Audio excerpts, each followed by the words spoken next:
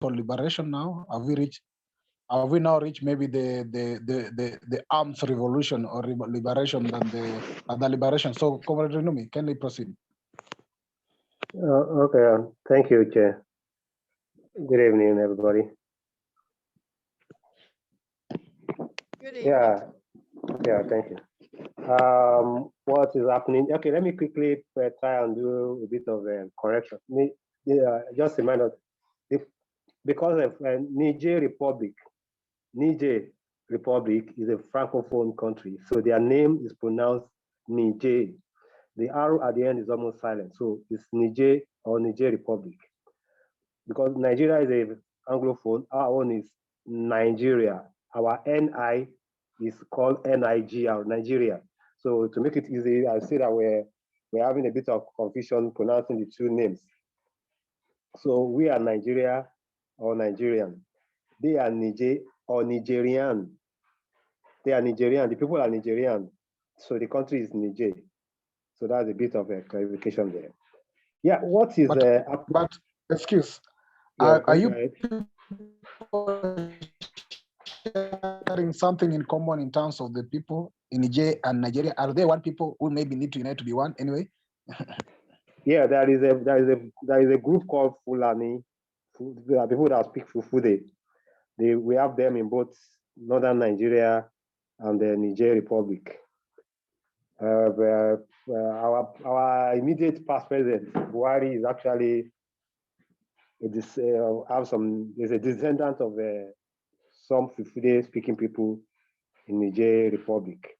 That was why during his presidency, even a rail project that was supposed to terminate in Nigeria, he used his power to extend it to part of the Niger Republic. So Nigeria constructed a rail project, a rail line linking Nigeria and Niger Republic during the last 8 years of the Buhari regime. So we have something that then I think that other mostly the northern part of Nigeria, northern part of the Republic of Togo, Dahomey, that is the Republic of Benin, and even part of Ghana. Most of them, they are occupied with these people that have Hausa or the Hausa language unite all the northern part of these 4 countries: Nigeria, Republic of Benin, Togo, Ghana. I don't know if it extends beyond that. So, and these same people also, we have them in Niger, in Mali, in Burkina Faso. So, yeah. Now back to the current issue happening in Niger. It's more or less a combination of what has been going on for quite a while. Remember the killing of Muammar Gaddafi and a lot of terrorist action, terrorism, all form of terrorism that have been going on in the Sahel, in the Chad inclusive. So, and it has been some undertone. We do not know who are the people behind this thing, but it's a bit of it's a form of rebellion. Most Francophone countries do not want to continue with the oppression they are getting from France. You know, the colonial method the France used is called assimilation. They more or less telling people that people of their colony that they are also French in a way. So they want to turn them to French people. So they are made to believe they're Francophone. So that's where they have this some form of link with the French and the French economy there. But it is a slavery in disguise, because their money, the CFA franc, is being controlled by France. A lot of their transactions have to pass through France before coming back to whichever African country, either the one in the south, in the west, or in other places. So there have been a lot of revolts. All these countries, we have had about 5 coups or 4 coups in recent time. Most of them are from Francophone countries trying to liberate from themselves from the puppet government that they see that is more or less just taking order from France. There was even a time Ouattara and Gbagbo in the Ivory Coast where a sitting president was openly slapped by somebody that wanted to overthrow him.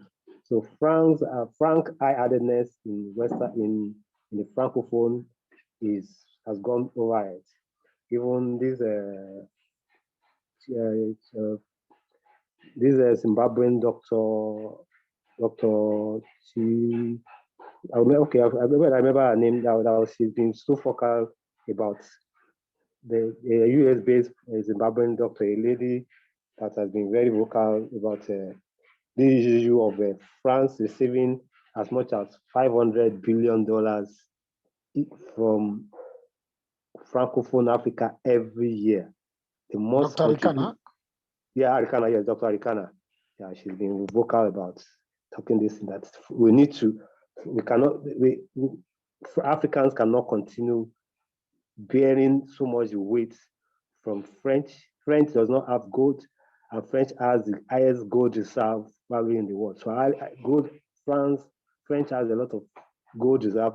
They forcefully taken from their colony and their imperialist nation.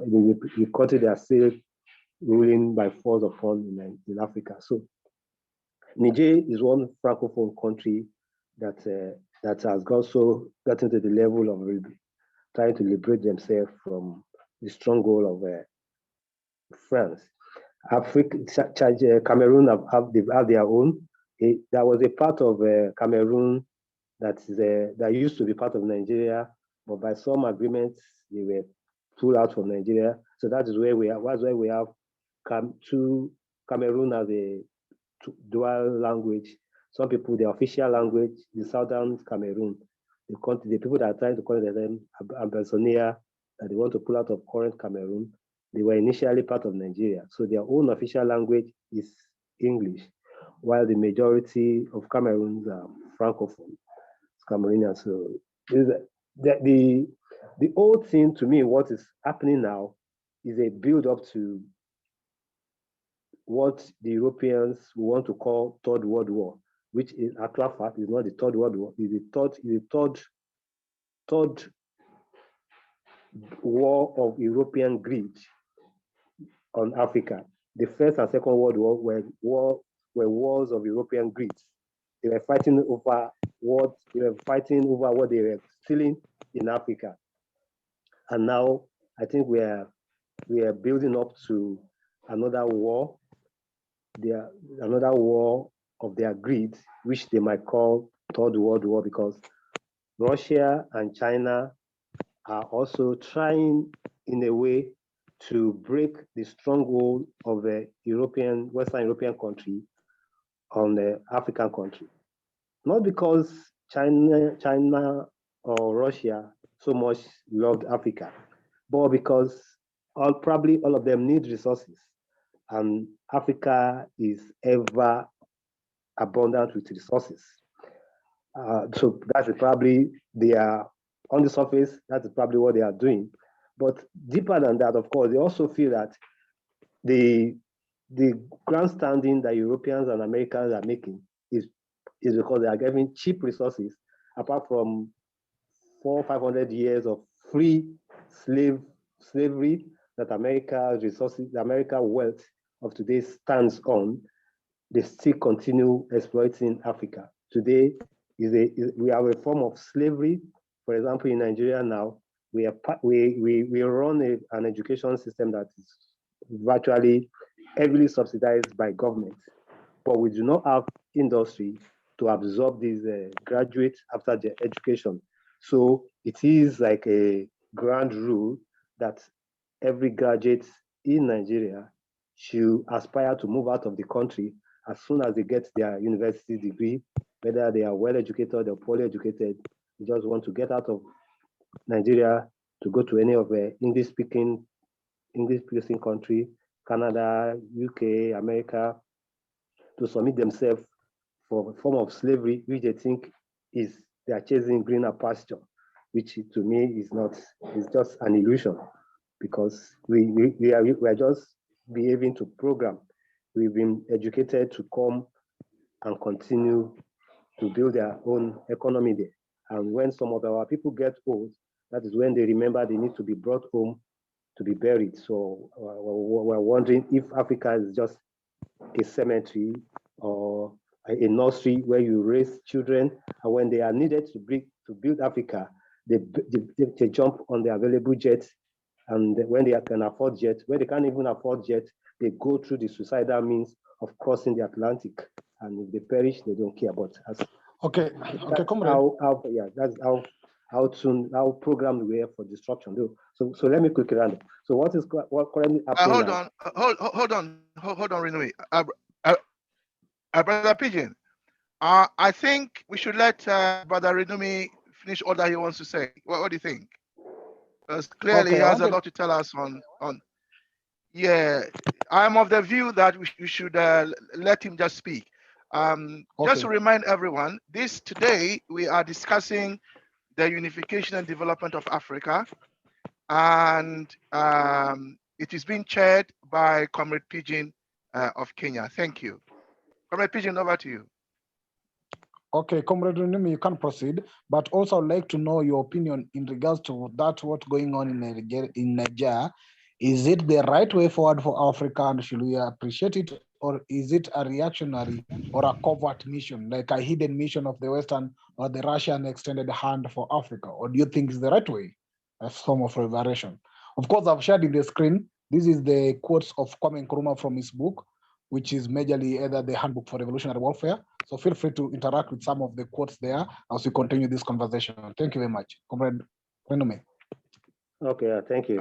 Sorry, can I suggest, Comrade Pigeon, that you send the quotes also to our WhatsApp group, because some of us can't read the screen. Thank you.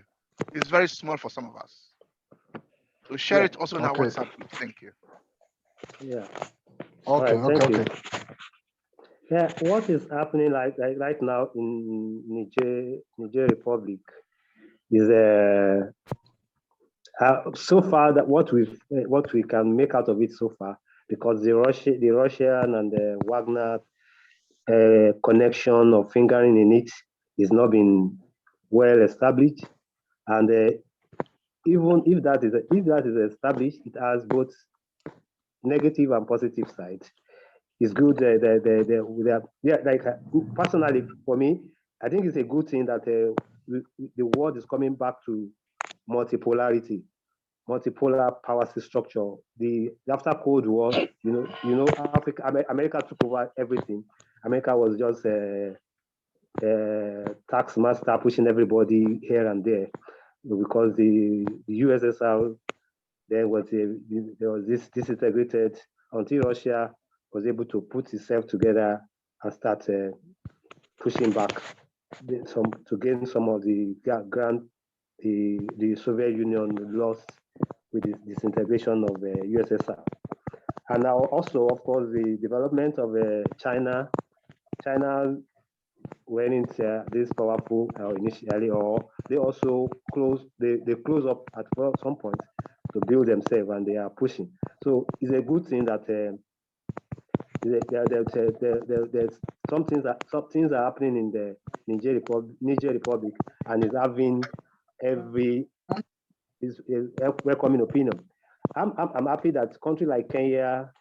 Sorry, Chair. Hold on, Renomi. Chair, there's a sound coming, like a tapping sound. I don't know where it's coming from. I'm trying to see.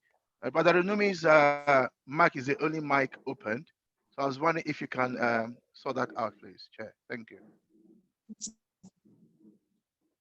Okay. All right. So yeah, country like Kenya, they are having a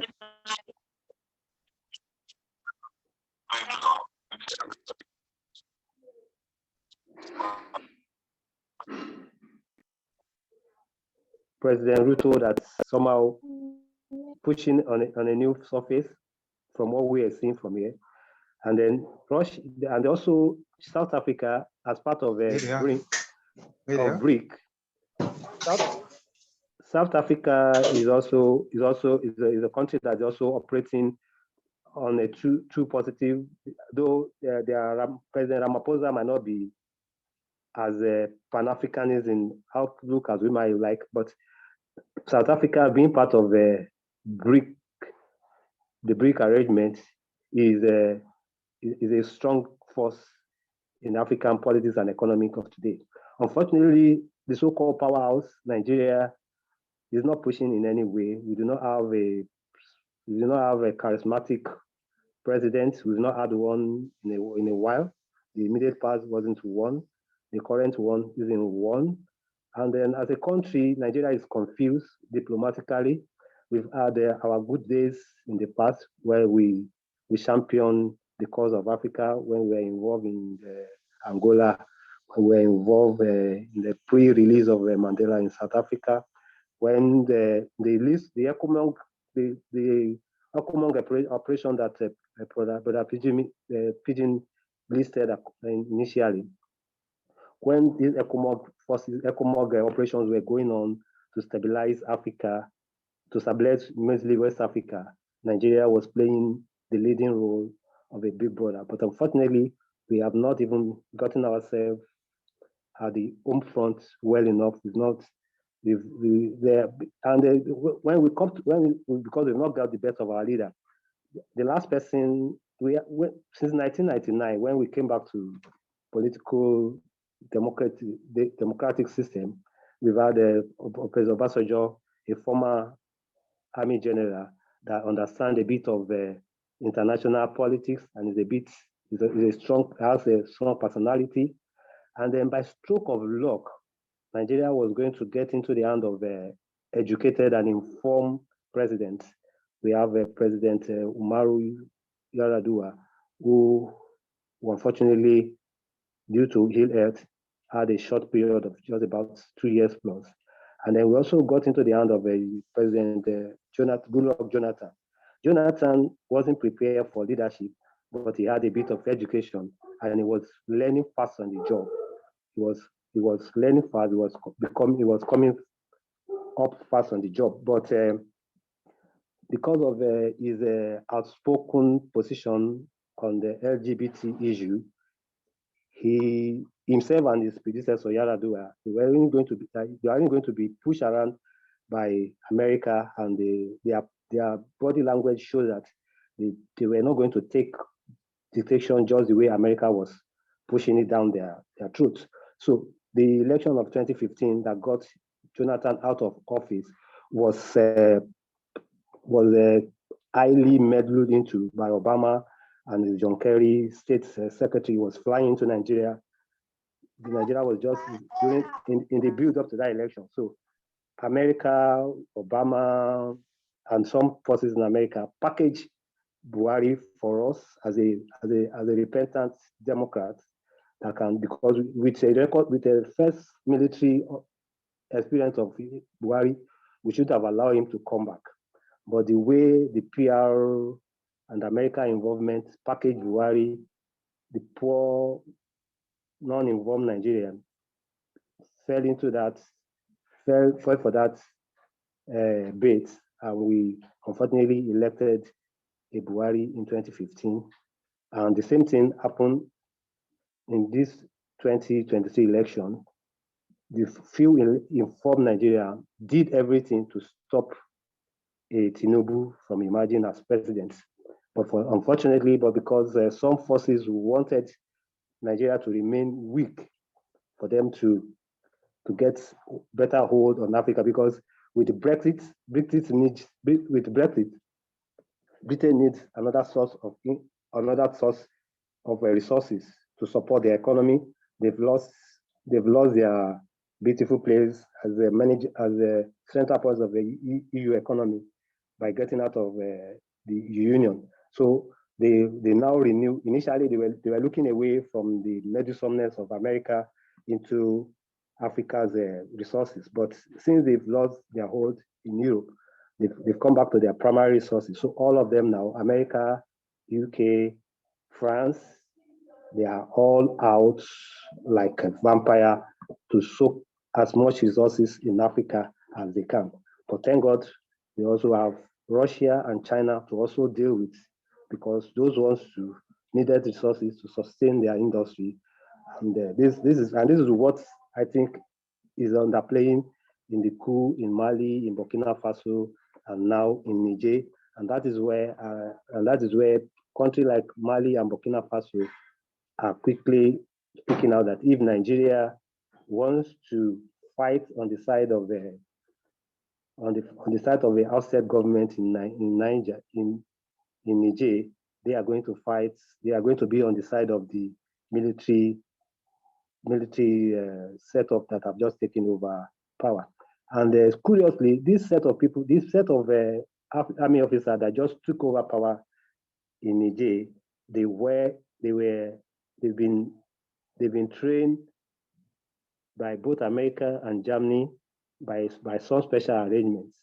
So for the forces to have overthrown the person they tactically want to be in power, there is still a bit of confusion. These are things that we need to clear out. The forces, the people that just staged coup in Russia, in Niger Republic, with the support they've received in training and resources from Germany and America, we are still holding back. Where are they really sitting in this equation?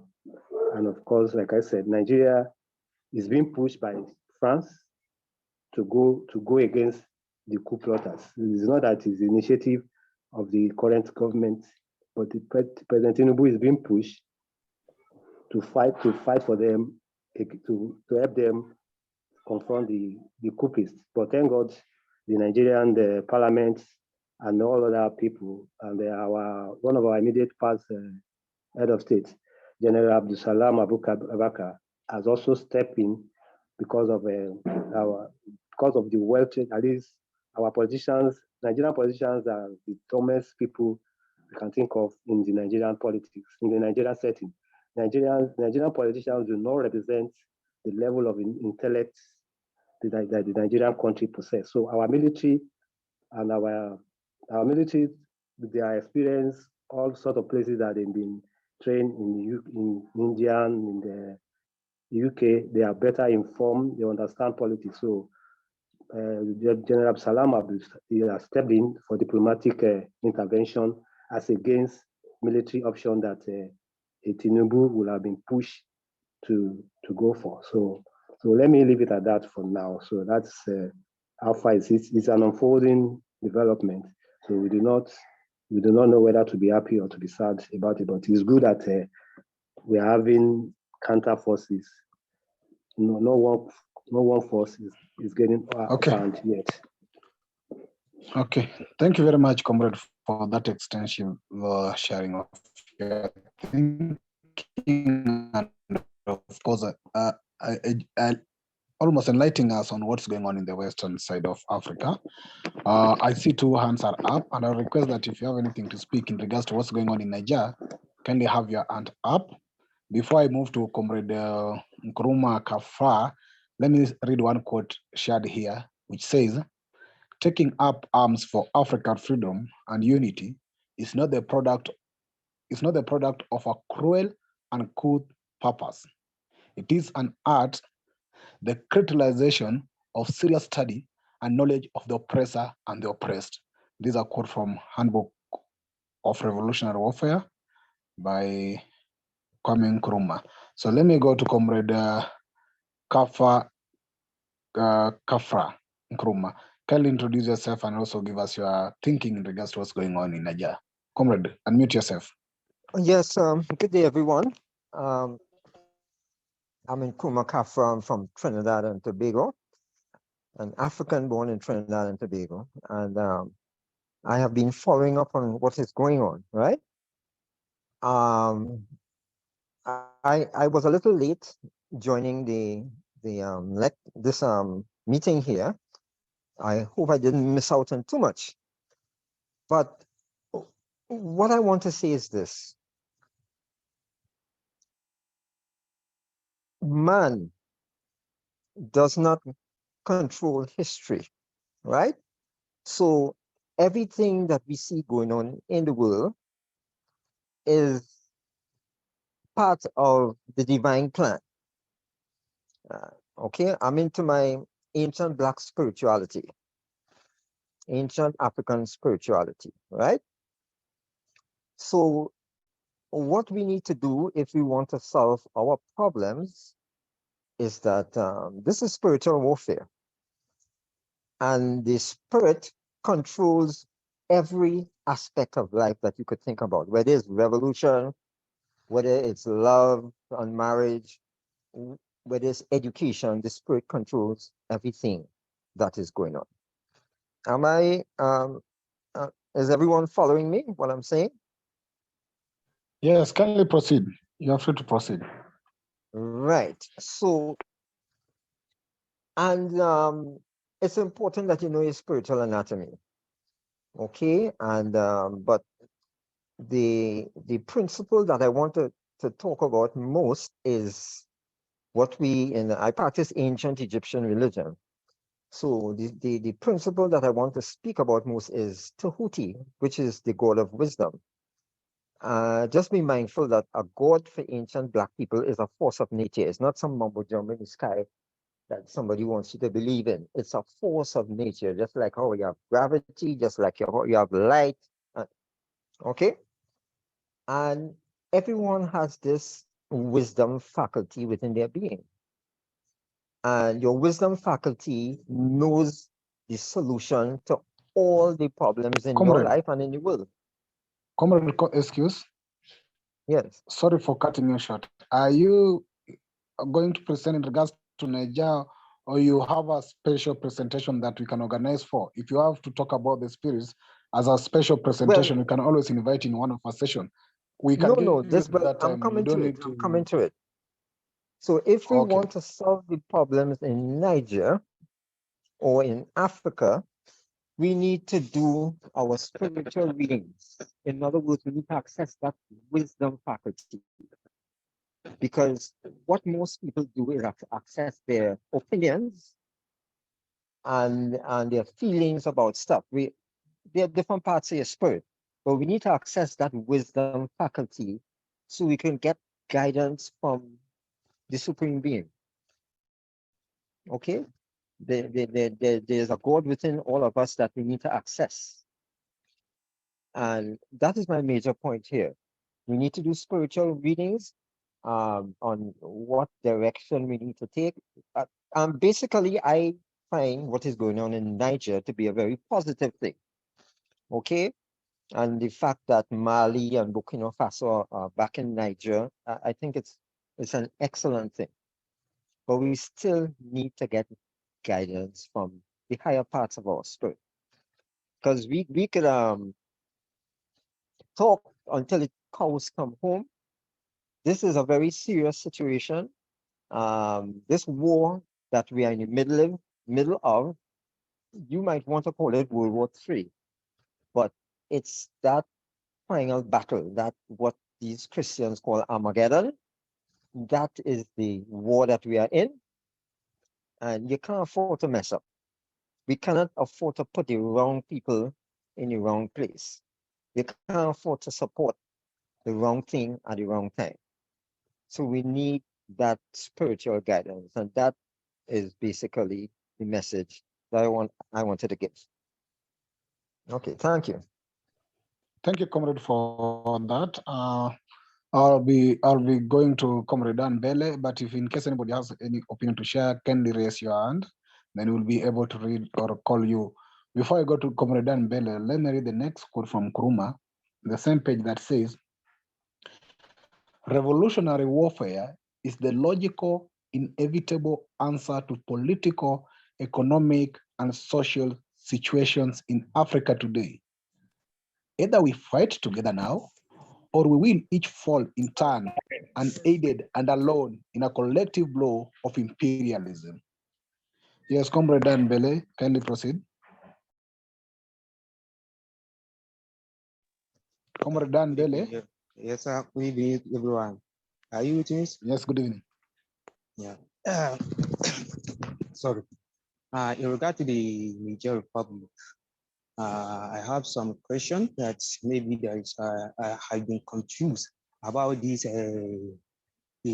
about the measure that ECOWAS are trying to take on Niger Republic. this is I think there is several coups that have been witnessed in West Africa in the year, like in Mali, Burkina Faso, and other countries in West Africa. But I know I didn't see any measure that ECOWAS took about this coup d'etat in those countries. But why ECOWAS are more interested in interfering the coup in Niger? And also, if this happens, that they try the invade in Niger Republic, ECOWAS try to invade in Niger Republic, we think this war is it between Niger and ECOWAS, or West might intervene in this coup? Because on all this view, we see the NATO and the alliance backing ECOWAS, while the Russia and its alliance are trying to back the coup jotters. So I've been confused. Is it this? Why the ECOWAS are more interesting to the Niger Republic? Thank you very much for this opportunity. Thank you very much. So I didn't understand that. Could you repeat that question? So I didn't understand what you were saying. He's asking, Comrade Michael, he's asking, why is it that ECOWAS has decided to fight Mali?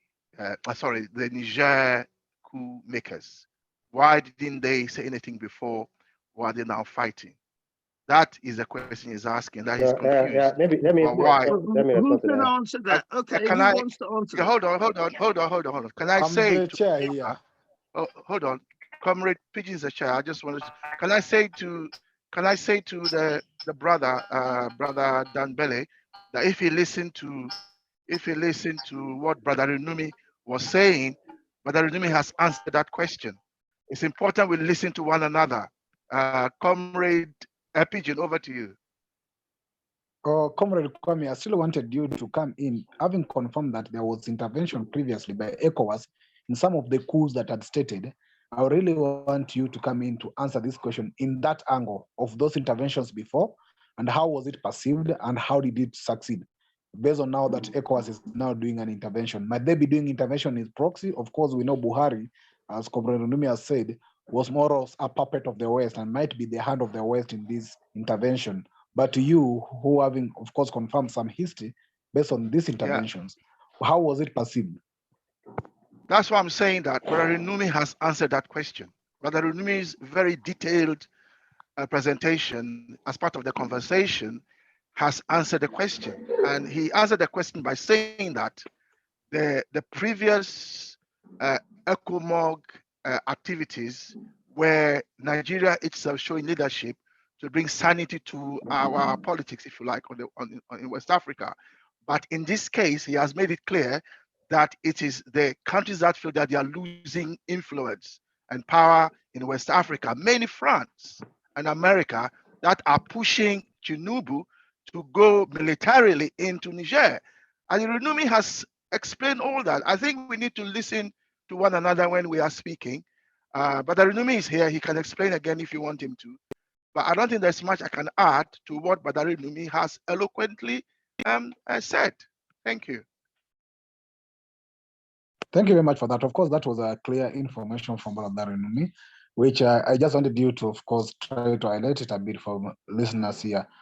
So okay, well, if you want me to do that, if you want me to do that, hold on, comrade. Excuse me. If you want me to do that, I can do that.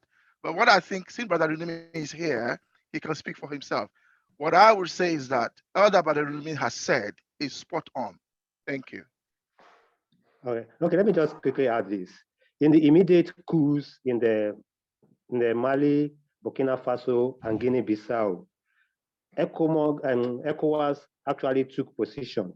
ECOWAS raised sanctions against the coup makers initially, but what we also what makes it at a point when Guinea-Bissau, when there was a coup somewhere, I think in Mali, the president, the chairman of ECOWAS was the president of Guinea-Bissau.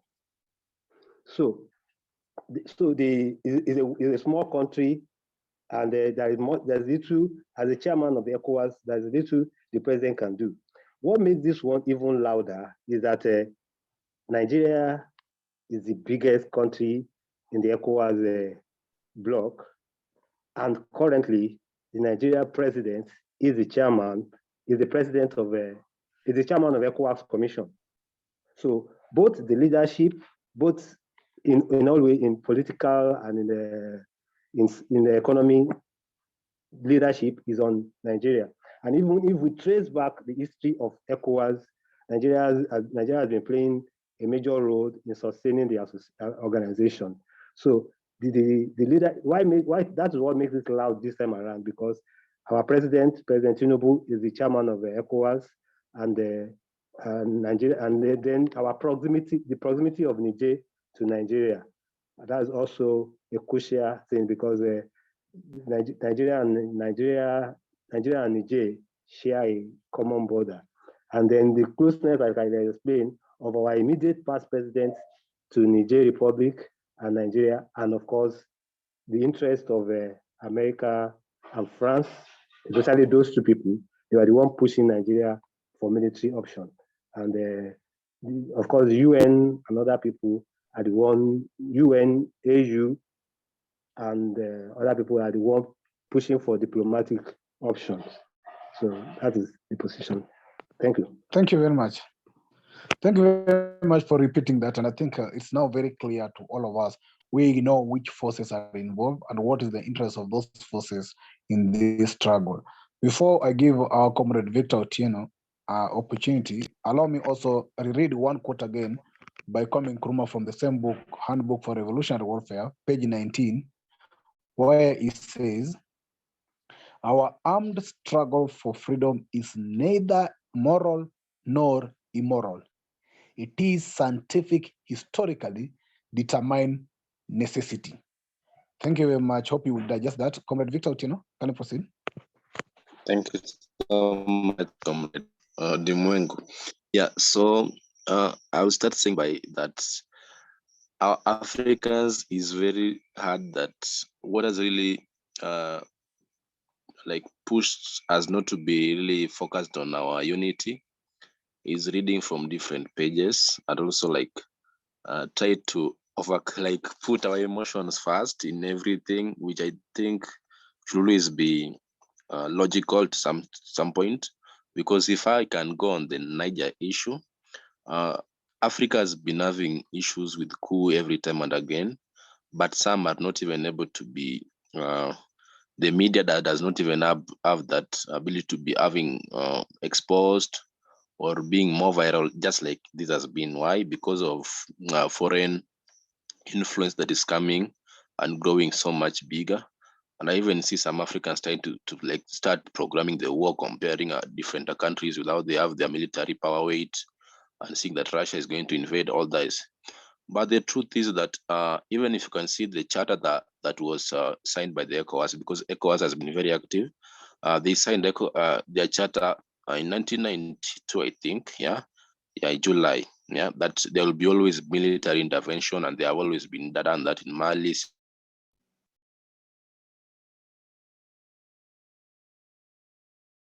Sierra Leone, and even they have been having so many military interventions because of the France influence and the European and the Russia issue and the France issue. So like it is more of pressure that is coming up from the outside. But you realize that as a continent, we're not going to speak from the same voice, because of our economy is like still being under the influence of these people. So you get, for example, now if the economic system that is laid out in Nigeria has to undergo much pressure because they don't want military intervention. Because let me say, there's a big game in the military. A country will never take their military if they're not going to get anything. So if there is a military, there is a foreign control, a foreign agreement. Yeah, France comes to Nigeria and they say that, okay, just take your military there. We are going to be giving this stipend or this amount of money or investing in this.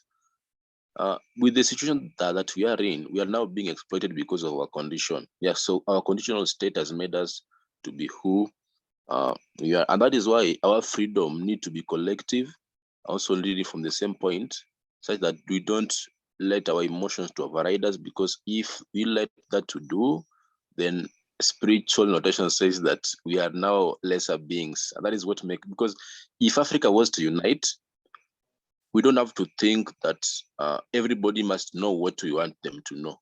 It's a matter of collective identity of different diverse thoughts and even the lowest pathos that we have, and try to bring that into a one figure. Because what has been our major challenge is Africa being controlled because we have weakest point, especially in the economic areas. And also they try to westernize everything here. So we feel like if they westernize, we be like we are more good, we are more gooder beings, yeah. But I think we need to rework on how we see things, especially on a collective basis, and trying to channel our energies on the right way. Because if we're not going to do this, there's no way we are going to unite, no matter what, because we'll be speaking from different points of view. And that is what makes a race work. A race will never work if all we know or our identity is both broken and we can't relate to the same context in the same way, at the same understanding, even focus on the other issues ahead. So that is my comment anyway, and thank you so much, Odimengo. Thank you so much. Allow me go to our sisters in the room. They haven't been speaking for some time. Allow me start with Sister Ida. Sister Ida, how are you finding this conversation? What's your thinking? And I know you can contribute something. Ghana is not far away from Niger. Chair, before you get Ida to speak, can I remind everyone that, by the way, I am Christian Kwame Agbodza. This is our Saturday meetings where we discuss, converse, have a conversation about the unification, liberation, and development of Africa. And these Saturday meetings are for us to just talk as Africans, just talk wherever you are on the continent, that we just have a conversation about the unification of Africa.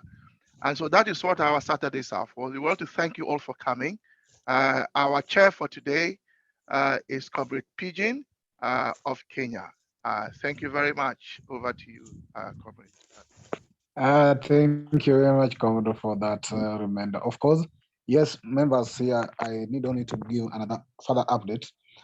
Our classes have two phases. We have the Thursday classes, where we study the philosophy and ideology for the colonization of Africa by Osegafio Dr. Kwame Nkrumah, called Consciousism.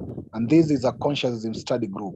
And now on Saturdays, we came up with an open conversation for one aim at the end, that how do we form a united governments for Africa, one unity government, because we believe that Africa do not deserve so many 55 countries. We deserve one government, and we believe with one government we can be able to actually control everything, and we can be able to effective and properly develop.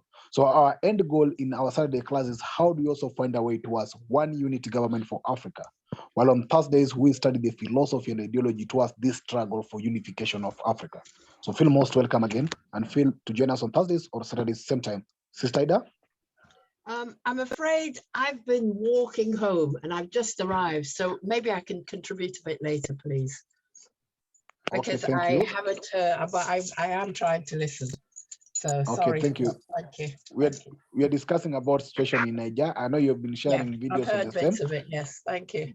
I'll give you time later. So, Sister Sherin, do you have anything to contribute so far? Share your thinking in regards to this topic. Sister Shireen? Sister Shireen? Okay, it seems once you are able, just let me know so that you can contribute. Brother Coco, what do you have to say in regards to this? I see you've been sharing, of course, some good information in our platform, but can you share with us also? Yeah, okay. Comrade, can I remind you that Sister Lawrence from near Madagascar is also a lady, yeah? Even though her name doesn't appear. So if you want to hear from the sisters, then don't forget Sister Lawrence. Okay, let me get from brother Coco first, then I'll go to Sister Lawrence. Is she on the call? If she's on the call, then please let her go ahead. I can come Okay, up. they always say ladies first. Thank you very much for that. Sister Lawrence, can you share with us your thinking in regards to this topic, sister? That is, if you are able to do so. Sister Lawrence, Buzenot. Hello, good evening, everyone. Good evening. Good evening. I am not from Madagascar. I am from Reunion Island. Yeah, Reunion Island. Is a very small island near Madagascar, and people in Reunion are from Madagascar and East and South Africa, because the island has been populated during the slavery trade. And it's for that there's a lot of African descent in the island. And we have the specificity that we are usually a French territory. We have not decolonization in this territory.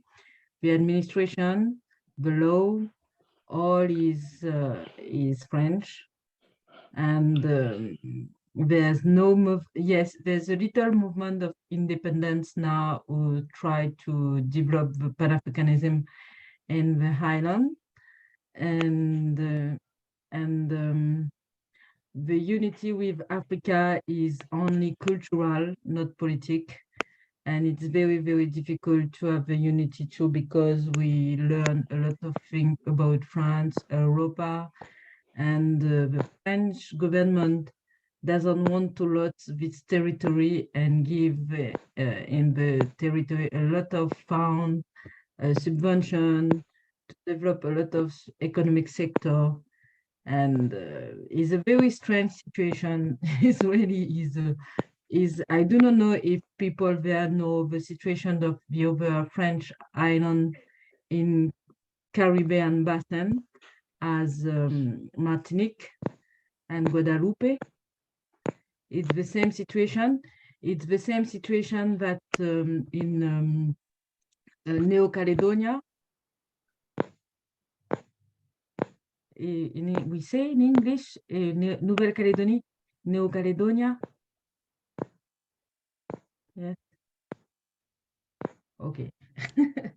Yes, proceed. Okay, and I think that people say good thing about the situation in Niger, and I have no more information to add, because people here have said a lot of things, and I agree with them. And thank you to give me the floor. I think that someone else can talk better than me.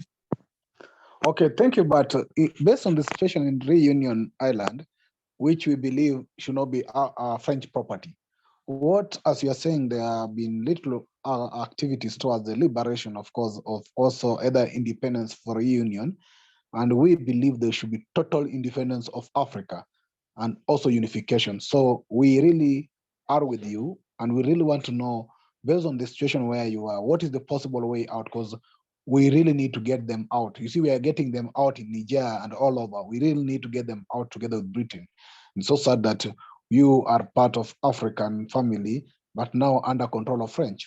What can you say about that, your situation in your country, so that you can enlighten us? And what do you think is most probably way out? Because we cannot exclude that. It's a very serious issue for us. Yes, there's a movement during the 1980.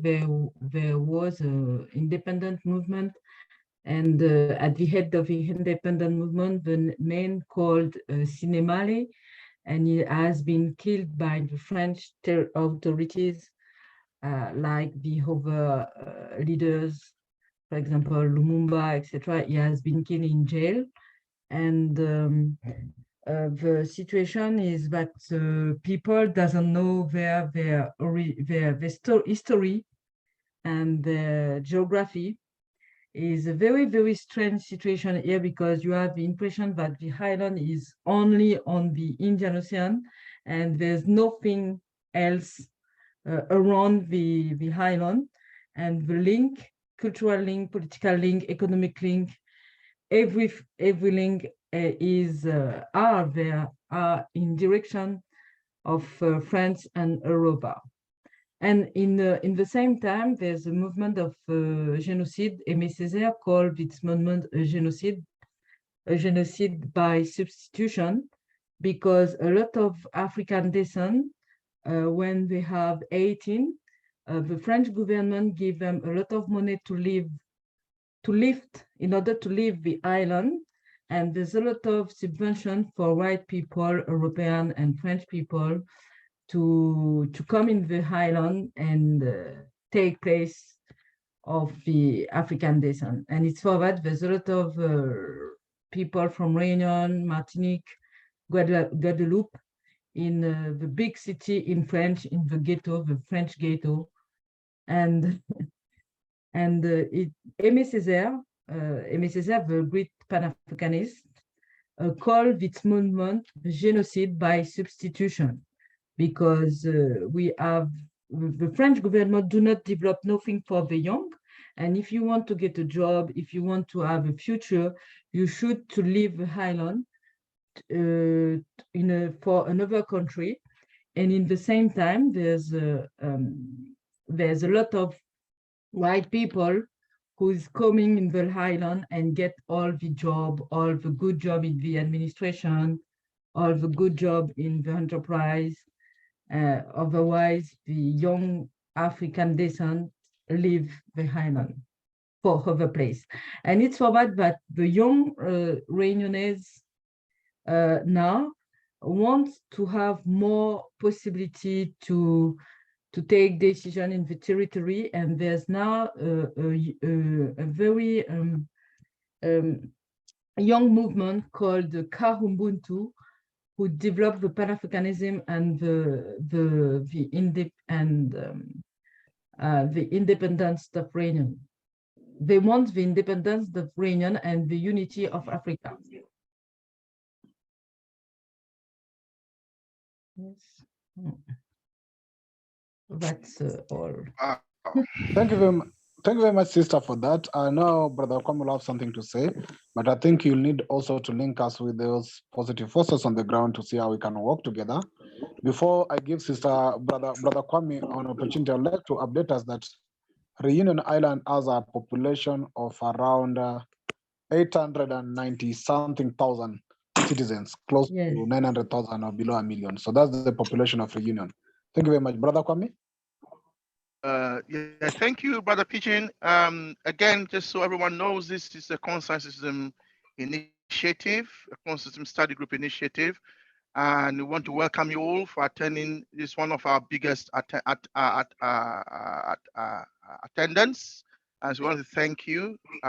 Thank you, Sister Lawrence from the Island of Reunion. Thank you for appraising us of what the situation is there, and we are happy that you are saying that there's a young movement there that want to link up with us across the globe.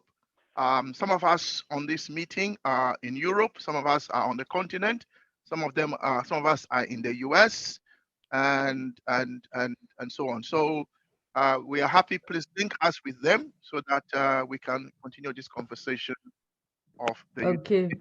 There's no problem. They will be very happy. Just so everyone knows, the political unification of Africa was one of the dreams of Osagyefo Dr. Kwame Nkrumah, And when he came to West Africa in 1947, when he returned home to fight for the independence of then Gold Coast, just as other African leaders like Jomo Kenyatta, Banda Hastings of Malawi, they were all at that conference in 1945 in Manchester, and they left Manchester to fight for independence. And as Nkrumah explained initially, he was thinking about only West African unity. But it was whilst he was in government that he realized that our enemies, when they made decisions, they always made decisions on the basis of the entire African continent. And when we say the African continent, some of us leave out the southern part of the northern part of our continent. I'm talking about the if you like, the Arab nations. All those territories are also African territories. And if you're going to unite Africa, we have to unite all of us. And that includes Algeria, Egypt, Libya. They are also African soil. I don't know if you know, but even Israel is on African soil. I don't know if you know that. Some of us see them as Middle East, but the Middle East really is actually Africa. So we want the entire continent united, and this was the dream of Nkrumah. So Nkrumah said that once he was in office, that he realized that the enemy being imperialism, always looked at Africa in terms of the entire continent and made decisions in terms of the entire continent. And yet, we had independent countries, sovereign countries that were making decisions on very small territorial spaces, what the comrade called the least developed countries. So what Nkrumah said is why we are continuing this conversation. What Nkrumah said is that we Africans must begin to think in terms of the entire continent. We must think in those terms, in terms of the space, in spatial terms. We must think of Africa as one and make decisions. We did not divide Africa, by the way. Africa was divided by Europeans in Berlin, in Germany. That's where they divided us. We didn't divide the continent, you know. We didn't divide the continent. And when independence came, power was not returned to those from whom it was stolen anyway. So I'll stop there for now. Thank you, Brother Pigeon. So Brother Pigeon is chairing this meeting today, and is our own brother. We love him very much, and he's based in Kenya. Thank you, Brother Pigeon. Continue. Thank you very much, Brother Kwame, for that. Before I give Brother Coco, I'll read another one quote, and then I'll go to Brother Coco. And if anybody has any opinion, also kindly raise up your hand. I'm doing my quotes today from the book Handbook for Revolutionary Warfare, that was written by, of course, Dr. Kwame Nkrumah. And this quote is from page 43 of his book. It says, "The dimension of our struggle is equal to the size of Africa continent itself. It is in no way confined within any of the absurd limits of the microstates created by the colonial powers and the jealousy guarded by imperialist puppets during the neo-colonial period." Brother Coco?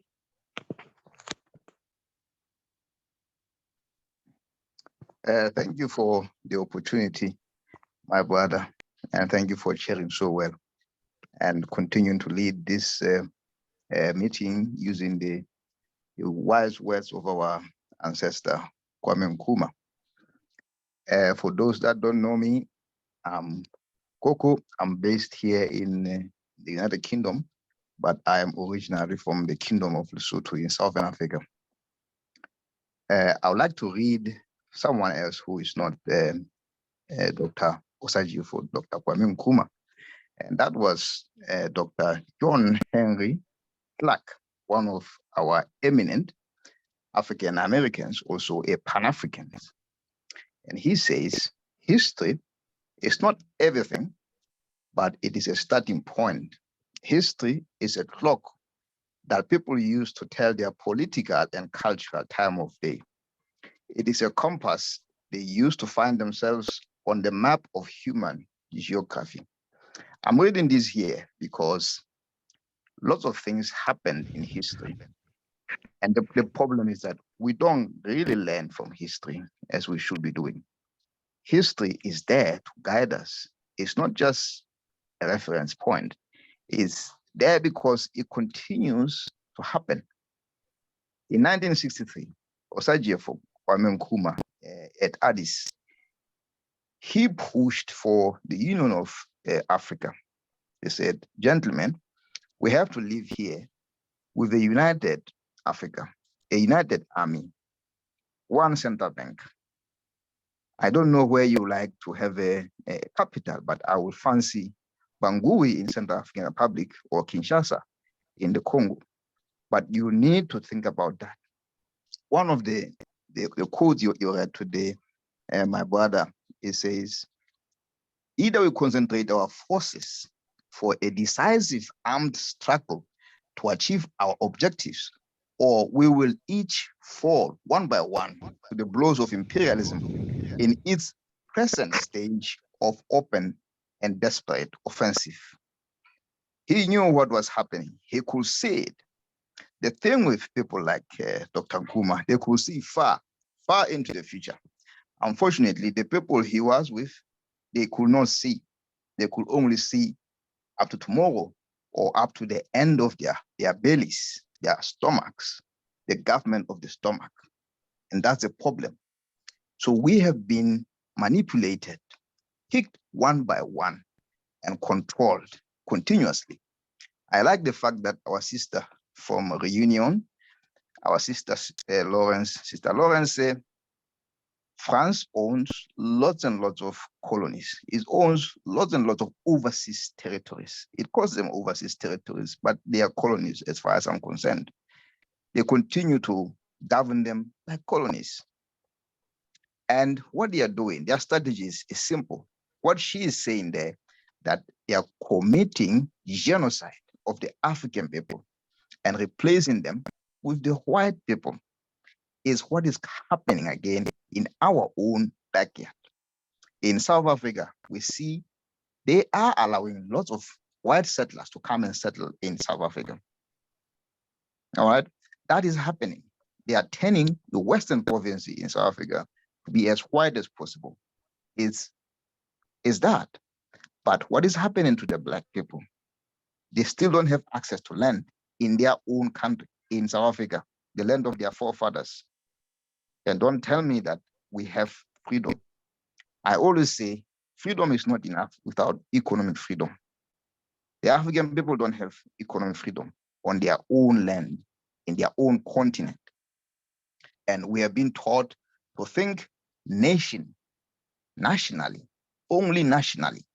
That's why they are always saying, oh, top 10 strongest militaries in Africa, top 10 African countries with the most beautiful women, top 10 African countries with the most handsome men. No, we need to start thinking Africa-wide. That's how they are trying to force us down that rabbit hole, to think only in these micro states that they have created at the Berlin Conference in 1884. The OAU, one of their objectives was to continue with the colonial borders. And we are still continuing those colonial borders. That means we are not trading with each other.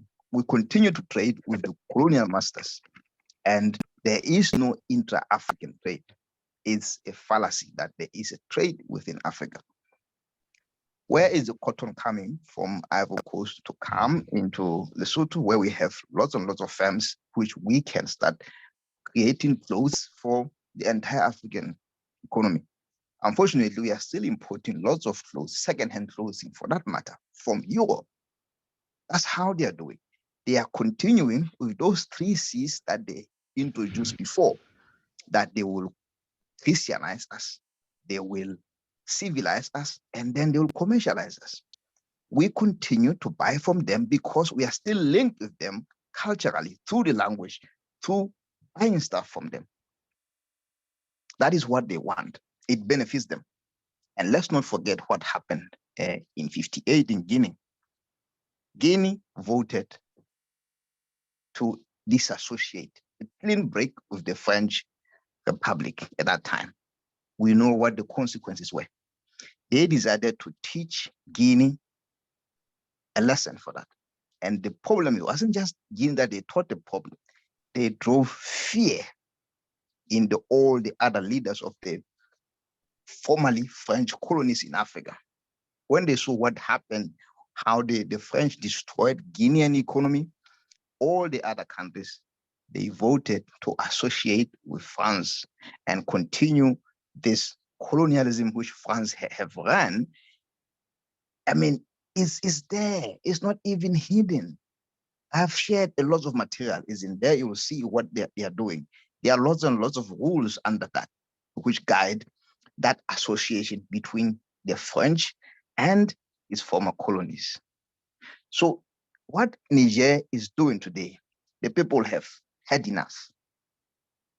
I mean, everyone is entitled.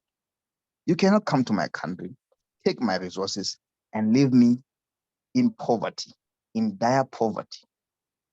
You take 15%, 15% of, I mean, it's a lot of houses that are powered in France by the uranium which is mined in Niger.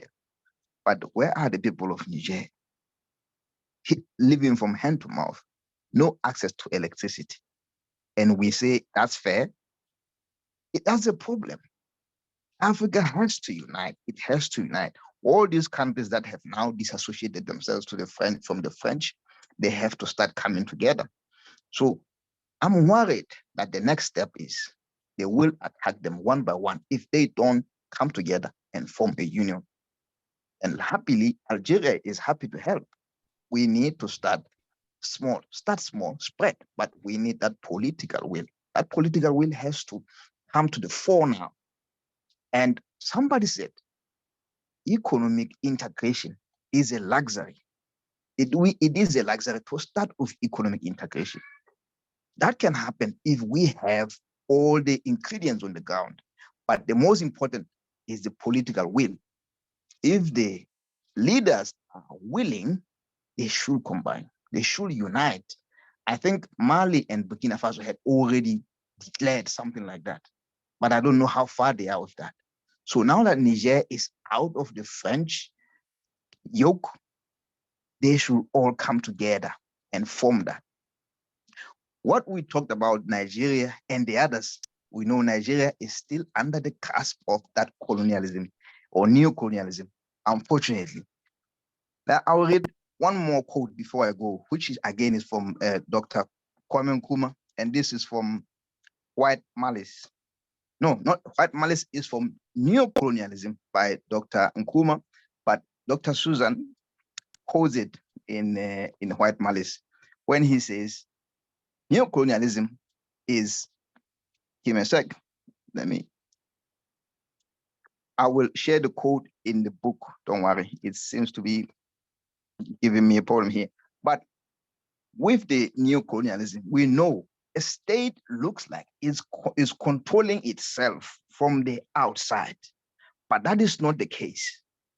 We saw a video here of when Kobare, the former leader of Burkina Faso, was embarrassed by Macron in public in Burkina Faso.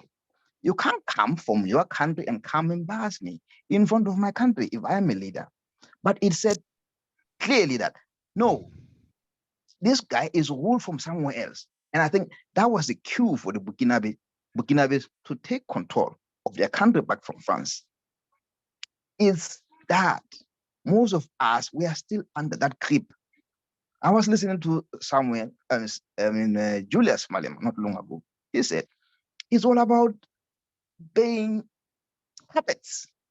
The AGOA that they're using over South Africa is being puppets. They want to control South Africa and say, because you have AGOA, you cannot host Putin here with bricks or stuff. It's not like that. We need to start setting our terms. And for us to be able to do that effectively, we need to unite. Otherwise, if we keep talking, each one their own thing, as my brother from Kenya correctly said, they will pick us one by one. They'll continue picking us one by one. Thank you, guys. Thank you. Thank you. Thank you, Comrade Coco, for that. I'll be moving to Comrade Sharain, but also allow me just share another quote. Nkrumah says in the same book that we possess the vital ingredient necessary to win: the full and enthusiastic support of the broad masses of the African people, who are determined once and for all to end all forms of foreign exploitation, to manage their own affairs, and to determine their own future. Against such overwhelming strength, organized on a Pan-African basis, no amount of enemy forces can hope to succeed. Thank you very much. Sister Sharon, do you have anything to say? Sister Sharon? Okay, I'll try to give time again. Is there anybody who has anything to contribute? We are having 10 minutes to the end of our meeting, but if need be, we might have an extension of 10 or 15 minutes. If need be, if there will be other conversations to continue. So allow me know if there's anybody who need to contribute something. But I see yes, also I had a reflection I wanted to contribute. I was coming to you immediately, but it's okay. Proceed. That's where I was going. Okay, yes, because what we are talking about, I don't know, have we ever entertained the discussion of shadow governments in any of your platforms? Because I'm really key in my research to identify that conflict, specifically even in the former French colonies on the continent. Just as I was doing my research today, particularly about Niger, if you go even as back as far as there's a gentleman, was it Sylvain Chunte or something of that nature? He was a very close protege of Mitterrand. And I don't know, we have our Francophone sister there. I don't know if she knows of the Ordre Souverain du Temple Initiatique, OSTI. It's a Knights Templar organization, and the Knights Templars actually they're a Roman Catholic Church tradition that dates itself back to maybe the 13th century. But I don't want to go as far back as that. But if you are very keen, even I don't know if there was time, I could maybe in our conscience one of the forum share photos from Macron to Mitterrand. There are individuals who wear a red lapel pin on their suit. That's a red cross, and it identifies them as being part of this particular organization on the face of the planet. I'm coming from Cameroon. Paul Biya has entrenched all of Cameroon's administration inside this fraternity. You do not climb the ranks of Cameroon's administration without this. And when I started to pay attention now to where all these coups are, all of the French African presidents. I'm not making this up. This is not conspiracy theory, but if you speak as an African, they'll say it's African conspiracy theory, but it's a fact. From Alassane Ouattara to who, all of them have been members of this OSTI. So it's a shadow government that's existed since the 1960s, even as they gave us independence. You see that the presidents still, even back to that time, were still members of this organization.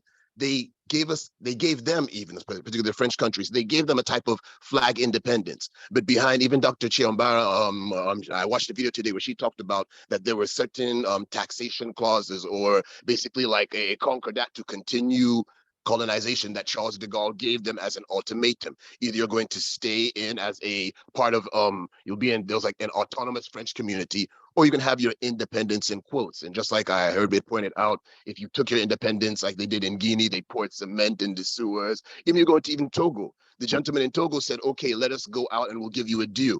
Yet last he was paying about 40% of the GDP, and they still staged a coup in this man's country when he tried to create a currency to get out of this CFA franc. So how are they holding all these leaders in this, my people? This is the key. It's very central.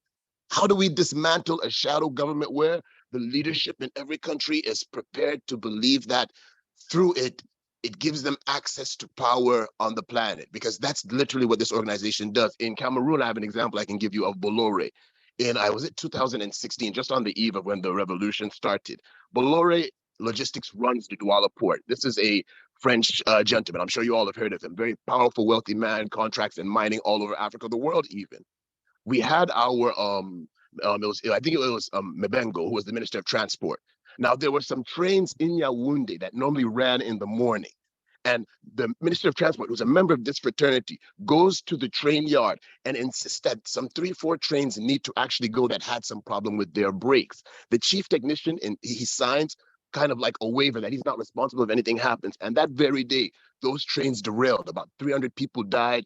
Bodies were left in the ravine. And then when I did my research, it shows that it's like Bolloré wanted to send more trains to Cameroon and have them purchased. So they needed to get rid of those trains. These are the type of things that go on in the context of this organization before we even see coup d'etats. This gentleman, Mohamed Bazoum, the same fraternity once again. So I don't know if this the gentleman who's taken over now, the new commander, is he still a part? Because even the militaries, when it's a shadow government, it's fraternity. It's not like you wear it on your face. It's like saying you're a Christian, but you have an additional Christian group that you go to. Some side meetings on the weekends, where the tradition about it is that the Templars were sent out into the world as individuals who were sworn to uphold Roman Catholic hegemony. So many of us don't hear. Yeah. All world leaders in the world, it's not just Africa, are part of these secret societies. It's not new. So certain people are in the know, and it's not just African leaders. They all are. Western leaders, European leaders, and they all work collectively within these secret societies, and not just the Templars, a whole host of them. Yes. But I'm talking about in the African context, because I've seen specifically for French the African countries, context is the linked Templar. to the European context. It doesn't exist in isolation. No, of course it can. It's the beast. That's what 666 is. It's a dragon. If you're talking about how to destroy it, I don't know if this is the right place or the right time to talk about this. But anyway, it's a worldwide organization. In the context of the discussion that we are talking about, if we can't identify it and start to acknowledge it and spread this information amongst our people so that we are aware, then how can you start to... Brother Fokwa, we do appreciate your presentation, and we ask you to continue with what you're saying. Actually, we need to learn everything else. And if Brother Michael thinks that there's another alternative, we'll give him also an opportunity to share that. So, Brother Fokwa, can you proceed? Okay, where did I actually stop? So I was looking at it in the context that if we look at the dismantling of this network and how it's spread out, the only way to actually dismantle it is that I might be aware of it, but a lot of people are not aware of it. We don't teach the history, even in our academic system, that starts to orient even our youth to understand what the Crusades were, how they had papal bulls like the Dum Diversas, how the Intercater, all of these documents that, like, when I try to explain to people, think I have something against the church. It's not that I have something against the church. This is the documented history. The church is what created the African states because they declared colonization through the Dum Diversas. So when we even talk about our African states and we quarrel amongst ourselves that we're Nigerian or Cameroonian or what, everyone knows that Nigeria started as a company. They had British Royal, this and all of these Virginia companies, that even America started as a colony. These were all companies were rich monarchies with merchants in Europe with documents from the church believing that because they were Christians and we were not, they should go to our lands and invade them, set up these forced markets to then give their own countries what they would benefit from us. So when we're looking at dismantling a shadow government, it's about the belief systems that it creates inside individuals' heads to make them want to pay their allegiance, to keep the oaths, to be a part of that organization. That's what will make someone have gold in their country, have wealth in their country, but they decide that they just will not make their own currency. They'll believe in this money that has the queen's head on it or a pyramid on the back of it. It's ritualism that is given to specific individuals. We are not a part of it. We're supposed to be the voting the electorate, but the key individuals who get sent into these positions of power are these individuals who go into these meetings and continue these traditions that go back 300 years even, to give people and monarchies particular controls over our nations. If you want to talk even Commonwealth, it's the same setup and network. We, the English colonies, are still realms. When you read the British Commonwealth Charter, they explain this thing very transparently, but someone won't look at it and understand why countries like Jamaica and Dominican Republic were recently saying that they wanted to get out of even being the Commonwealth, or at least restructure the relationship with the Crown. Because the Crown, like our brother just said, that is the seat of the Grand Lodge of Freemasonry all over the earth. And if you have a leader who is a member and initiate in this tradition, though he's acting like your president, though he could be from your ethnic nation in your country, when he goes to his meetings and interacts and travels abroad, there are obligations he knows he has upon him in that tradition, that even if you could give a country like Equatorial Guinea, where the son is already vice president, and him too, he's in the tradition. He knows if the father passes away, they'll keep the same oil contracts in the name of France. That's what's going on. It's not conspiracy talk. How do we make ourselves aware, educate our people, create a counter system that would be based on, is it well, we want to create a police are involved. But the awareness is a key issue in solving the problem. Okay, Brother Fokwa, thank you very much for this. But I think you need, if you allow, I know I'll request this, you need to do us this presentation at a certain time. Then we need to, Brother Michael, I see you also have some information in regards to this. Then together we need to also to come with what is the best way forward. If you are saying our leaders are introduced to this organization and these systems, but it is true that Africa cannot be developed through that system. We have the resources, and therefore when our leaders get there, it's not getting there for our interest, you see.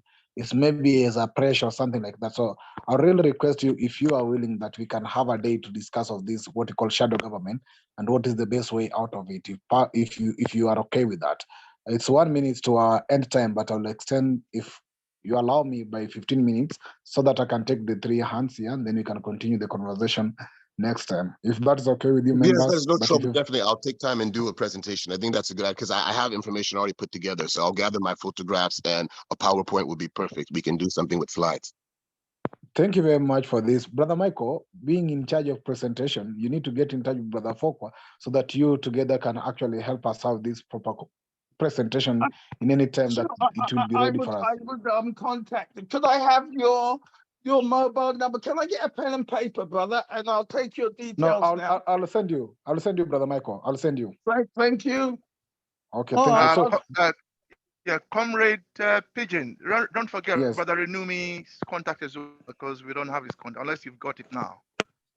Brother Renumi, you need to confirm whether you're in our group. I've shared the link so that you can join, or contact me, please, or even share your contact in the chat so that I can take it.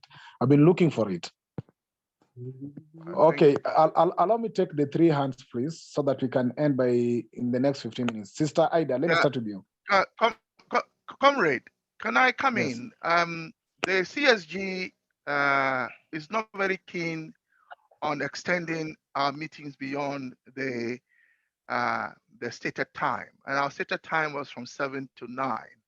And we want to have the reputation of starting our meetings on time and finishing on time. I know sometimes we're a bit late opening the meetings. However, we're still keen that we finish the meeting at 9 o'clock GMT as we have advertised. But as you are the chair, please carry on. And if the meeting here is happy that you extend it, then that's fine. But I just want everyone to know that officially we are not keen on African time. Sorry to use that term. There's something called African time, which means we don't respect time. We come to meetings when we like, and then we never finish meeting on time.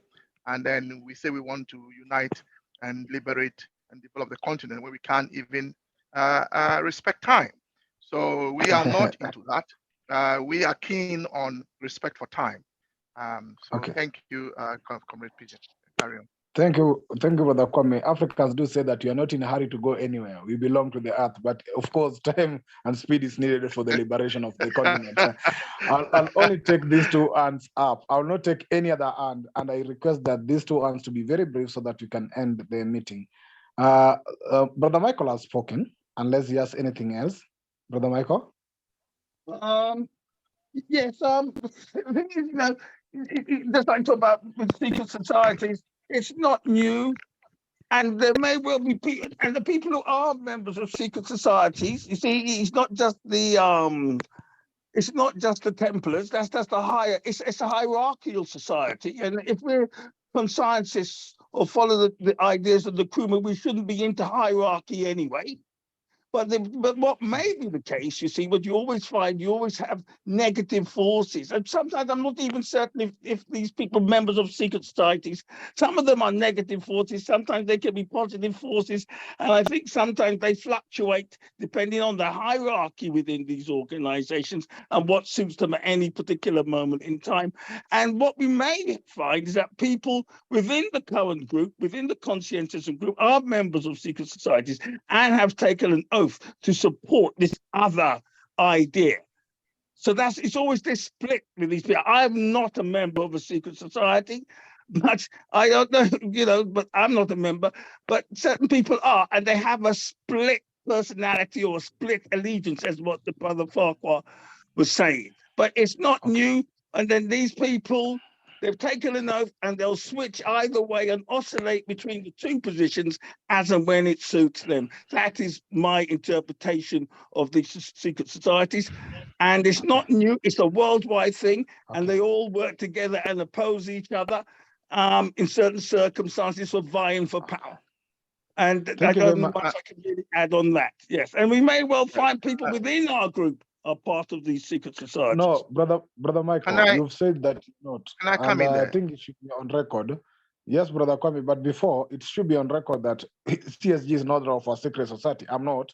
You say you're not, and maybe brother Kwame can come in. But I think brother Michael, because you have this information and you're going to work together with brother Farquhar, can it do as a better presentation, a combined better presentation, and we can have also a way out. Actually, I don't think I feel comfortable talking about secret societies because one, it's a lot of it is gut feelings and bad experiences. Some are good experiences. So I'm not really knowledgeable enough on the subject. I wouldn't like to add to it. I've said what I had to say.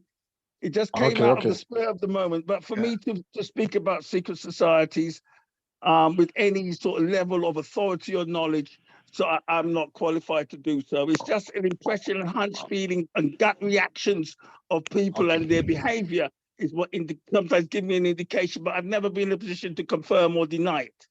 So that's it. So I wouldn't really like to talk about it. No, thank you. Not on that topic. Thank you. Brother Kwame. Yeah, I think that we should put things in perspective. Brother Farquhar in his presentation did not attempt to say that anything he was saying was new. He wasn't attempting to say that African leaders or some African leaders are members of secret societies. It's a new thing. I don't think that is what he was saying. I think what Brother Farquhar is drawing our attention to is the idea of the shadow government. Now, I think some of us here are familiar with the notion and the fact that America, for instance, we are told, is really governed by a shadow government.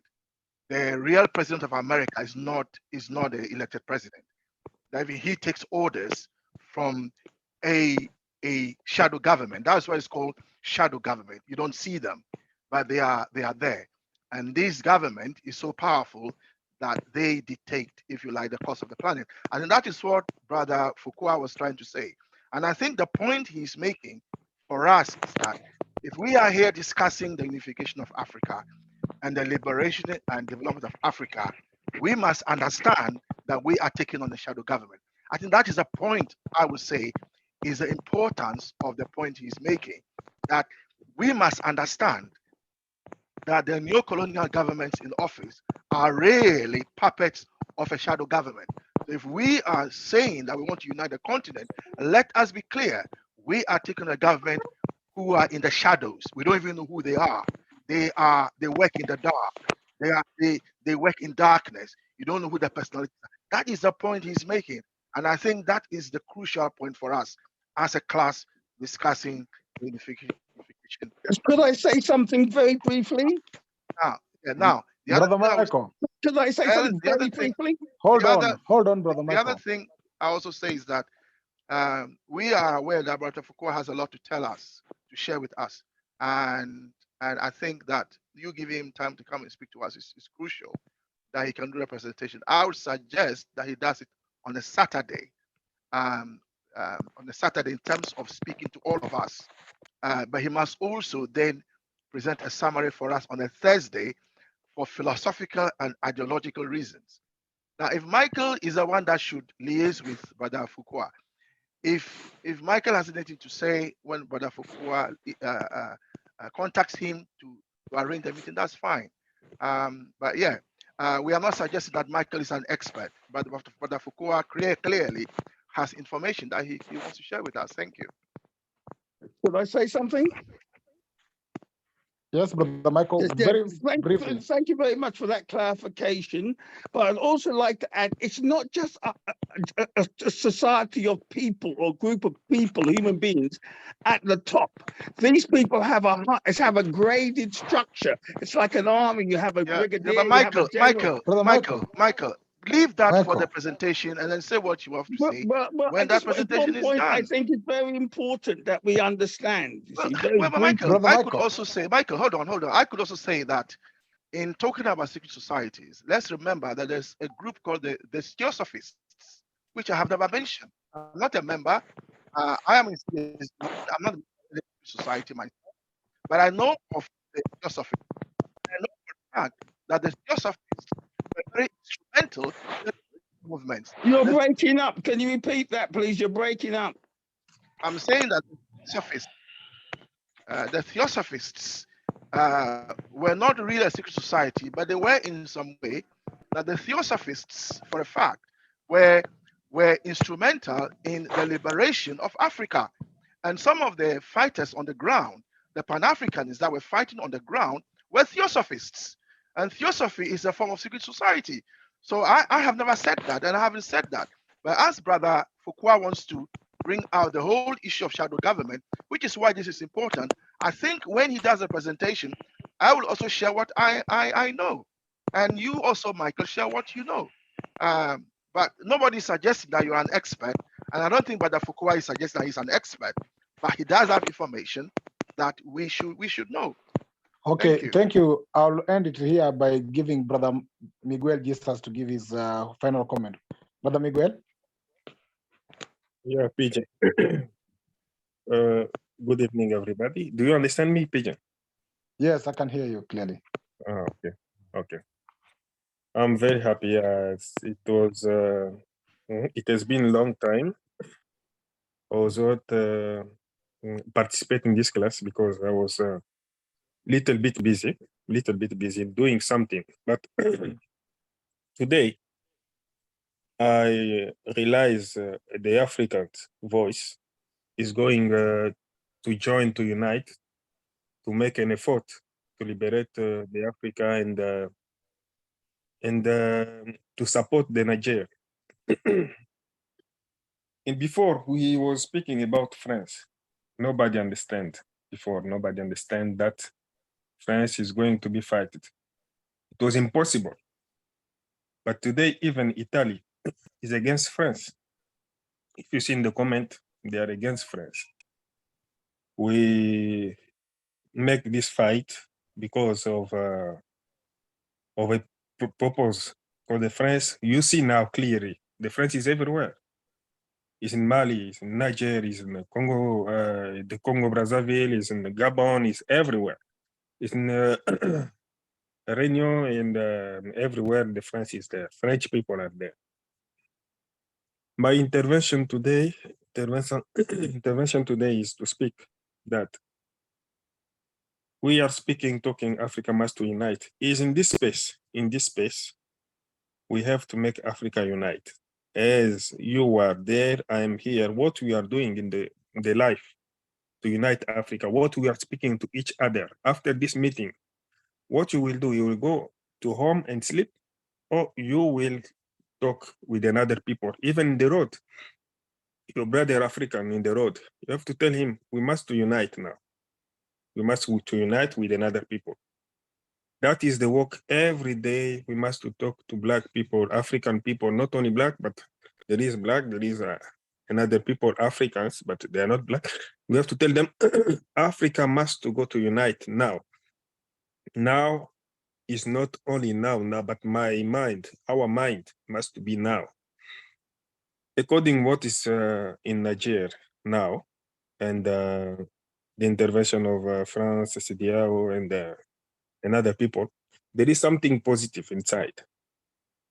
A lot of negative, but something is positive. What is positive inside is to prevent another they're pushing they're speaking another push against another country which is stable to push or to make a coup d'etat, as they are speaking, coup d'etat within the country which is stable. That is wrong. But the country, like Niger today, they are speaking, we don't need a support for France. We don't need support for Nigeria to come inside because we are free now. That is better. It's very good things. we cannot understand another voice without understanding the people inside. We are going to support the Niger people because the majority speak is yes, we are okay with this one. And I will speak one speech only because because of time. For the time, I'm going quickly, but just to tell you, in the future, we will have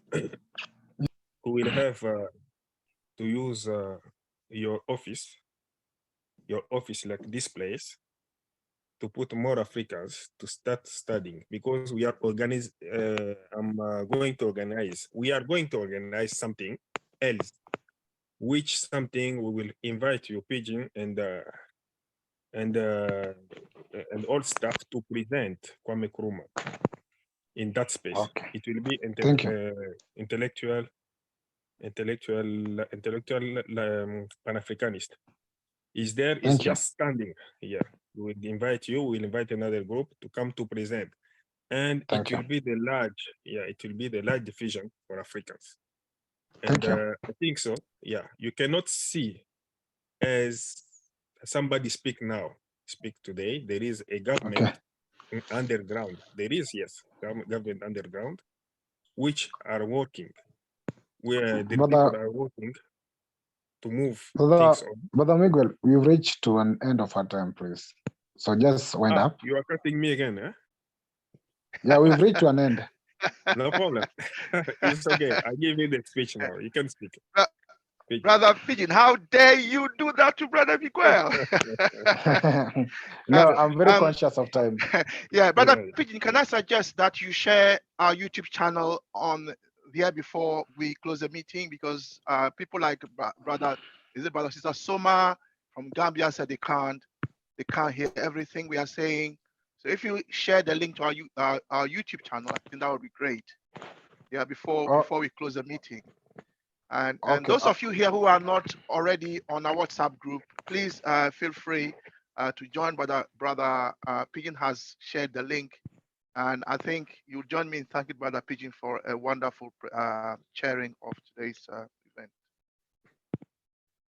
Yes, thank you. Brother Pigeon. Brother Pigeon, over to you. Okay, thank you, Brother Kwame. I was picking the link, which I've picked now, and I'm sharing it immediately here so that all our presentations moving forward will be available through our YouTube link. You can just Google Consciousness Study Group in YouTube. You can find us there. And as I wind up, I'll say that with this quote, the masses are awakening and highly contested zone. There's only one missing link, a handful of genuine revolutionaries prepared to organize. And I believe we are that handful of revolutionaries prepared to organize. Thank you very much for attending this session today. It was a pleasure hosting and of course sharing, and everybody who has contributed and those who have listened. I do appreciate your time, and may our ancestors keep you safe until we meet again. Thank you very much, Brother Kwame. Back to you.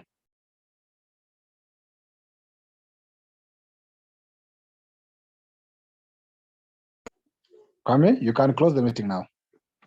Sorry, yes. Yeah, I was saying thank you all. Thank you, Brother Pigeon. Thank you for chairing the meeting. You've all heard from Brother Pigeon, who is our comrade. We love him very much. He's based in Kenya. And since he joined the CSG, he's been very dynamic. He's been forthright. He's been vocal. He's a researcher. Just a wonderful person. So, Brother Pigeon, on behalf of all of us, thank you very much. And we all look forward to seeing those of you who can join us on Thursday for our philosophical and ideological class.